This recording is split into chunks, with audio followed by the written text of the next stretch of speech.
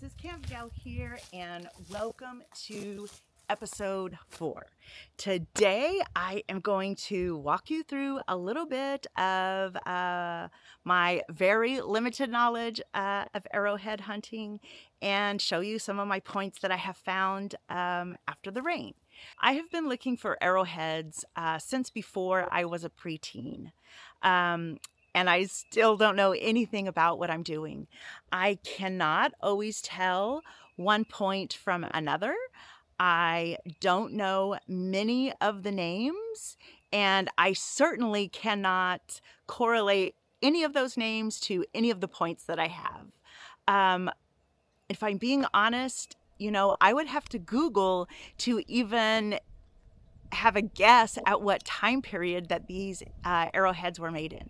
But I do know this. I love looking for arrowheads. Right there. That is an arrowhead. Yep.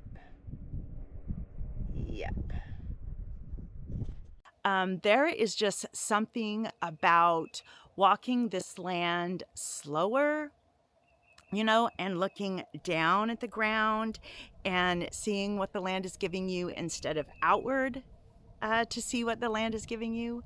Paying attention to the really, really small things, because out here, most of the history from this exact land isn't in a museum. It's in the dirt. It's looking down. And every once in a while, you look down and you realize you are not the first person. Just found it. You realize Found that. every once in a while you look down and you find, some sort of artifact, and you realize you are not the first person who stood in that exact spot. Now, I want to be super clear about this. I am not an expert in this. I am not even close. But I do respect this practice of looking for and collecting these Indian artifacts. All the artifacts out here, in fact, because this isn't just about finding stuff to me.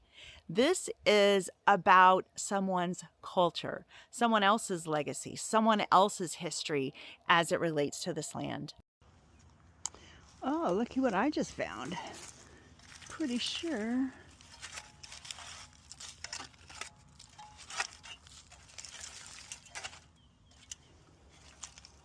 No idea.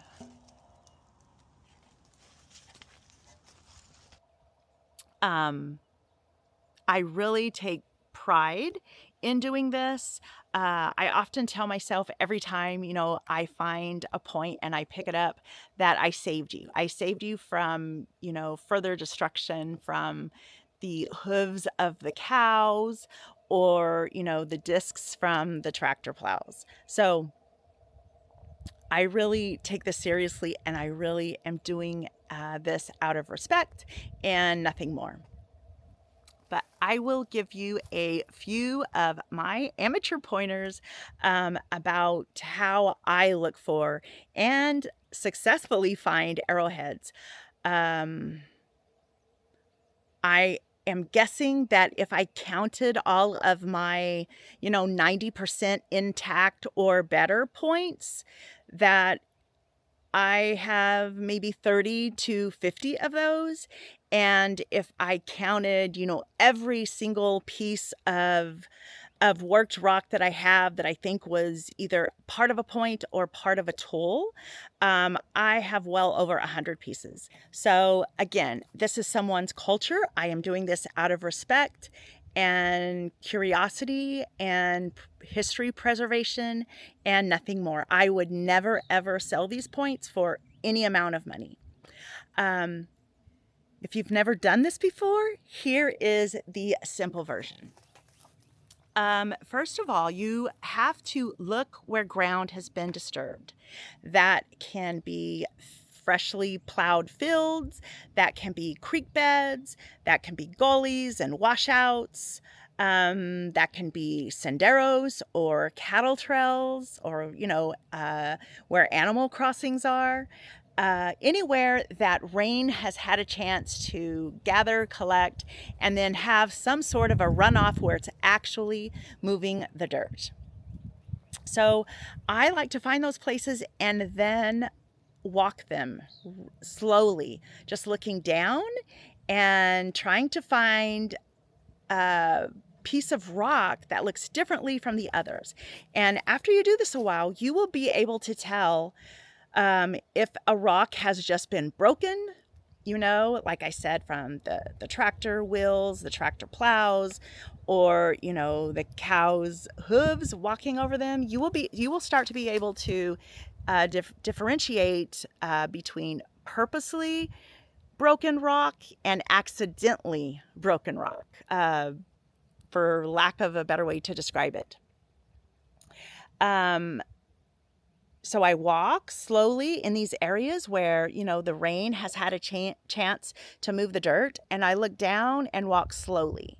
And I generally will try to walk these places if I'm able, like in a north and south pattern, and then come back and walk it in an east and west pattern, because I am a photographer and knowing how light works and how light reflects, something is going to look a little bit differently if I'm walking north to south looking at it than kind of in that same sort of light walking east to west. The shadows are going to cast not differently, but from my perspective, the shadows are going to look differently on those rocks, if that makes any sense.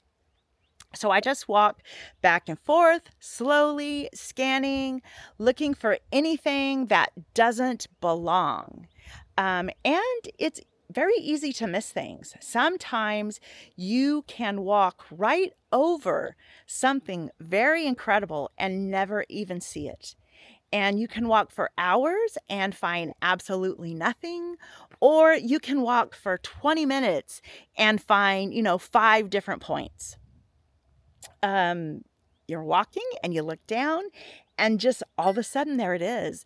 And I don't know how to describe the feeling other than, a farmer might equate it to that moment his crop, finally comes up and starts producing, or a hunter might equate it to seeing that 12-point buck, right in the crosshairs, right before you pull the trigger and, harvest it.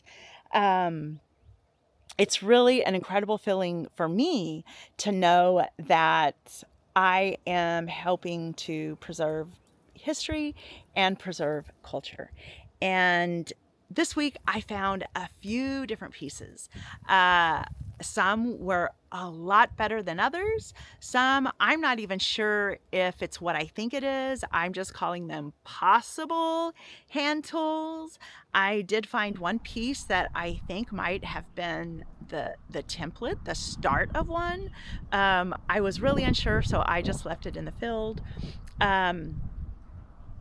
Again, some of these points are better than others, and I don't know what to call any of them. I know that these were made by someone else's hands thousands of years ago, and that is what gets me, that someone, not a Blaylock, someone other than us made these by hand thousands of years ago, and I'm holding it on the same land that my family has been on now for generations.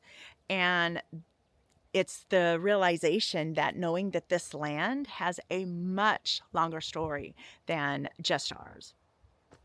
We are just, one chapter. And that's why I take this so seriously when I'm out here looking for these. I really try to give respect to the process and my finds, and I always say thank you after I find something. And I promise to the Arrowhead gods that I'm going to take really good care of that point, for them letting me find it. Arrowhead hunting will humble you. You show up, you pay attention, and you hope the land gives you something back. And just like I said, you can be out here walking for hours and not find anything, not even a piece of worked rock, much less an arrowhead. But then again, you can come out here the very next day, walk in relatively the same spot for 20 minutes and, go home with a pocket full. I don't know everything about what I find out here, but I know how it makes me feel. And it makes me feel connected. It makes me feel curious. It makes me feel grateful. And it makes me feel part of something, like I said, much bigger than myself. Because out here, you are just not walking land. You're walking history. And sometimes, if you slow down slow enough, you find it. Be sure to like, subscribe, comment, follow, share, bookmark, all the things, please. Help me grow this channel so that I can share this story with everyone else who's interested. Y'all have a great day and always be safe out there.